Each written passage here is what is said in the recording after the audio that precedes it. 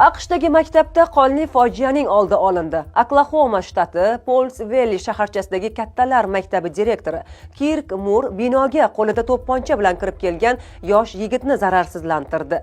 Kuzatuv kamerasiga muhrlangan kadrda qurollangan shaxs maktab binosiga kiraverishda o'tirgan o'quvchilarga to'pponchasini o'qtalgani, ammo qurol otilmay qolgani, direktor esa xonasidan yugurib chiqib, unga tashlangani va chalib yiqitib, ustiga chiqib olganini ko'rish mumkin. Shu pallada maktab xodimlaridan yana biri unga yordamga yetib kelgan va qurol olib qo'yilgan. Kurash chog'ida direktor oyog'idan yaralangan.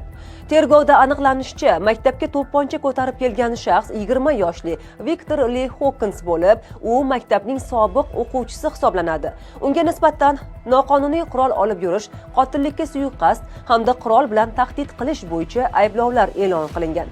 Jinoyatchi hibsga olingan va Garvin okrugidagi qamoqxonaga joylashtirilgan. Sud hujjatlarida aytilishicha, Hawkins Columbine voqeasidan ilhomlangan hamda ommaviy qotillik uyushtirishni va keyin o'zini o'ldirishni rejalashtirganiga iqror bo'lgan. Keyingi sud majlisi 8 may kuniga belgilangan.